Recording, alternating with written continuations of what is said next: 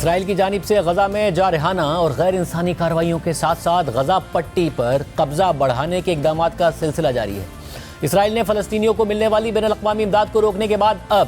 اس امداد کو اپنی بنائی گئی نجی سیکیورٹی کمپنیوں کے ذریعے تقسیم کرنے کا منصوبہ پیش کر دیا ہے، اور ساتھ ہی اسرائیلی کابینہ نے غزہ میں فوجی آپریشنز کو مزید وسعت دینے کے منصوبے کی منظوری دے دی ہے۔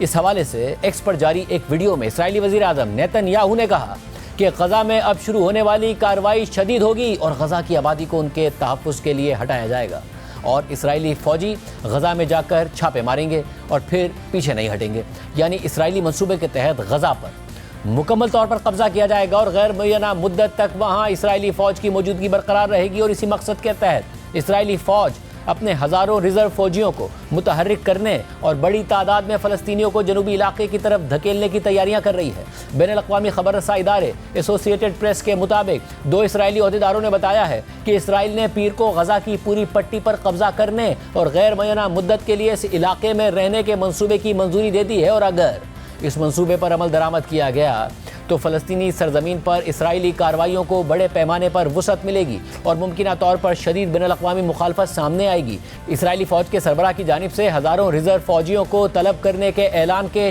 چند گھنٹے کے بعد ہی اسرائیلی کابینہ نے آج صبح سویرے اس منصوبے کی منظوری دے دی۔ اسرائیلی حکام کے مطابق یہ نیا منصوبہ حماس کو شکست دینے اور یرغمالیوں کو رہا کروانے کے منصوبے کے جنگی مقاصد کو حاصل کرنے کے لیے تیار کیا گیا ہے، اور اس منصوبے کے تحت لاکھوں فلسطینیوں کو جنوبی غزہ کی طرف دھکیلا جائے گا، جس سے غزہ میں پہلے سے موجود انسانی بحران مزید سنگین ہو جائے گا۔ اسرائیلی حکام کے مطابق منصوبے کا ایک مقصد یہ بھی ہے کہ حماس کو انسانی امداد کی تقسیم سے روکا جائے، کیونکہ اسرائیل کا ماننا ہے کہ یہ امداد حماس کی حکمرانی کو مضبوط کرتی ہے۔ اسرائیل حماس پر یہ الزام لگاتا ہے کہ وہ امداد کو اپنے پاس رکھ لیتی ہے تاکہ اپنی لڑنے کی صلاحیتوں کو بڑھا سکے۔ حکام کے مطابق منصوبے میں حماس کے اہداف پر طاقتور حملے بھی شامل ہیں۔ حکام نے مزید بتایا کہ اسرائیل کئی ممالک کے ساتھ امریکی صدر ٹرمپ کے اس منصوبے پر بھی بات چیت کر رہا ہے، جس کے تحت غزہ پر قبضہ کر کے اس کی آبادی کو منتقل کر دیا جائے گا، جسے اسرائیل نے رضاکارانہ ہجرت کا نام دیا ہے، مگر اس پر یورپ اور عرب ممالک کی جانب سے شدید مذمت کی جا رہی ہے۔ ایک عہدیدار کے مطابق یہ منصوبہ آہستہ آہستہ نافذ کیا جائے گا۔ رپورٹ کے مطابق اسرائیل گزشتہ کئی ہفتوں سے حماس پر دباؤ بڑھانے کی کوششیں کر رہا ہے تاکہ وہ جنگ بندی کے مذاکرات میں زیادہ لچک دکھائے، لیکن بین الاقوامی ثالث اب تک دونوں فریقوں کو کسی نئے معاہدے کی طرف لانے میں کامیاب نہیں ہو سکے ہیں۔ اسرائیل کے اقدامات سے بھی حماس کے موقف میں کوئی بڑی تبدیلی نظر نہیں آ رہی ہے۔ اسرائیلی وزیر خزانہ نے بھی نہ صرف غزہ پر قبضے کو وسعت دینے کے اس متنازع منصوبے کی تصدیق کر دی ہے، بلکہ انہوں نے غزہ پر مستقل قبضے کا عندیہ بھی دے دیا ہے۔ الجزیرہ کے مطابق اسرائیل کے انتہائی دائیں بازو سے تعلق رکھنے والے وزیر خزانہ بیزلیل سموٹرچ نے کہا ہے کہ اسرائیلی کابینہ کے منظور شدہ منصوبے میں یہ بھی شامل ہے کہ ہم غزہ کی پٹی پر ہمیشہ کے لیے قبضہ کر لیں گے۔ اسرائیل نیشنل نیوز کے مطابق اسرائیلی وزیر خزانہ نے آج ایک کانفرنس میں کہا کہ جیسے ہی زمینی کارروائیاں شروع ہوں گی ہم ان علاقوں سے پیچھے نہیں ہٹیں گے جن پر ہم نے قبضہ کر لیا ہے، چاہے وہ یرغمالیوں کے بدلے میں ہی کیوں نہ ہو، اور ہم غزہ کی پٹی پر ہمیشہ کے لیے قبضہ کرنے جا رہے ہیں۔ ہم علاقے پر قبضہ کر رہے ہیں اور وہیں رہیں گے۔ بیزلیل سموٹرچ نے مزید کہا کہ اسرائیل انسانی امداد پر مکمل کنٹرول حاصل کرے گا تاکہ یہ حماس کے لیے سپلائی میں تبدیل نہ ہو جائے۔ واضح رہے کہ اس منصوبے کی منظوری سے پہلے اتوار کو یہ خبر سامنے آئی تھی کہ اسرائیل اپنے ہزاروں ریزرو فوجیوں کو متحرک کر رہا ہے۔ CNN کے مطابق اسرائیلی فوج آنے والے دنوں میں ہزاروں ریزرو فوجیوں کو متحرک کرے گی، جو کہ غزہ میں اسرائیل کی جارحانہ کارروائیوں کے دائرہ کار کو وسیع کرنے کا اشارہ ہے۔ اس سے پہلے جمعے کو اسرائیلی ڈیفنس فورسز کے chief of staff lieutenant general Eyal Zamir نے وزیر اعظم نیتن یاہو اور وزیر دفاع اسرائیل کاٹس کو ایک منصوبہ پیش کیا تھا جس میں حماس پر دباؤ بڑھانے کا طریقہ کار شامل تھا۔ اس کے بعد اتوار کو جنرل زامر نے کہا کہ ہم اس ہفتے ہزاروں ریزرو فوجیوں کو طلب کر رہے ہیں تاکہ غزہ میں فوجی کارروائیوں کو تیز اور وسیع کیا جا سکے۔ جنرل زامر نے مزید کہا کہ ہم دباؤ میں اضافہ کر رہے ہیں تاکہ اپنے لوگوں کو واپس لا سکیں اور حماس کو شکست دے سکیں، اور اس سلسلے میں اسرائیلی فوج نئے علاقوں میں کارروائی کرے گی اور زمین کے اوپر اور نیچے موجود تمام انفراسٹرکچر کو تباہ کر دے گی۔ اسرائیل کی جانب سے غزہ میں آپریشن کی توسیع اور ریزرو فوجیوں کو متحرک کرنے کے اقدامات ان اسرائیلی یرغمالیوں کے خاندانوں میں شدید تشویش کا باعث بنے ہوئے ہیں جو اب بھی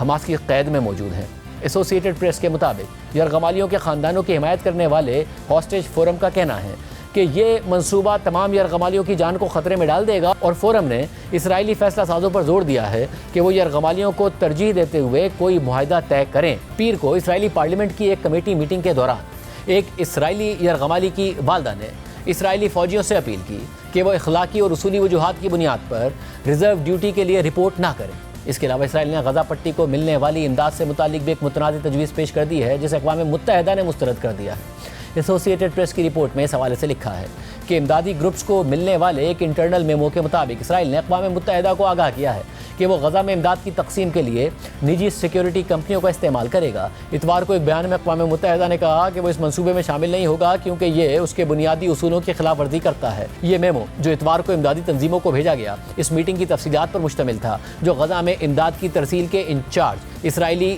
دفاعی ادارے اور اقوام متحدہ کے درمیان ہوئی تھی۔ اسرائیلی دفاعی ادارے کے منصوبے کے تحت تمام امداد صرف کریم شلوم کراسنگ کے ذریعے غزہ میں داخل ہوگی، جس کے تحت روزانہ تقریباً 60 ٹرکوں کو داخلے کی اجازت دی جائے گی۔ امدادی سامان داخل ہونے والے دن ہی لوگوں میں براہ راست تقسیم کر دیا جائے گا۔ ہر فرد کو 20 کلو گرام پر مشتمل پیکج ملے گا، تاہم ان پیکیجز کی تفصیلات واضح نہیں کی گئی اور یہ بھی واضح نہیں ہے کہ کتنے افراد کو یہ امداد دستیاب ہوگی۔ میمو کے مطابق امداد مخصوص لاجسٹک سینٹرز پر تقسیم کی جائے گی جنہیں نجی سیکیورٹی کمپنیاں چلائیں گی۔ ان سینٹرز پر فلسطینیوں کی شناخت کے لیے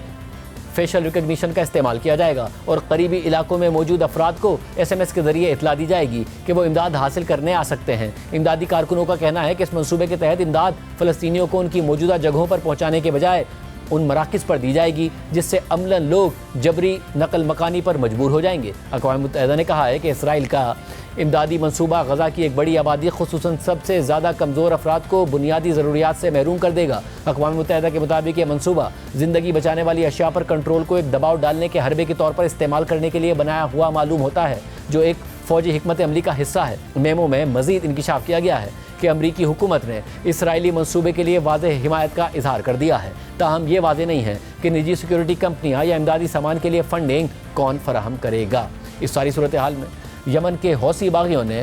غزہ میں حالیہ اسرائیلی اقدامات کے جواب میں اسرائیل پر میزائل حملہ کر دیا ہے اور حیران کن طور پر اسرائیل کا دفاعی نظام ایک میزائل کو روکنے میں ناکام ہو گیا ہے۔ اسرائیلی حکام کا کہنا ہے کہ اتوار کی صبح ایران کے حمایت یافتہ حوثی گروپ کی جانب سے یمن سے داغا گیا ایک میزائل تل ابیب کے بن گوریون ایئرپورٹ کے مرکزی ٹرمینل کے قریب گرا تھا۔ دھماکے کے نتیجے میں 4 افراد زخمی ہو گئے تھے جبکہ 2 افراد اس وقت زخمی ہوئے جب وہ شیلٹر کی طرف بھاگ رہے تھے۔ تاہم کسی کی بھی حالت تشویشناک نہیں بتائی گئی ہے۔ حملے سے متعلق اسرائیلی فوج نے بھی تصدیق کی ہے کہ میزائل کو روکنے کے لیے کئی بار کوششیں کی گئی مگر پورا دفاعی نظام ناکام رہا اور اس واقعے کی تحقیقات جاری ہیں۔ اسرائیلی میڈیا کے مطابق امریکی ساختہ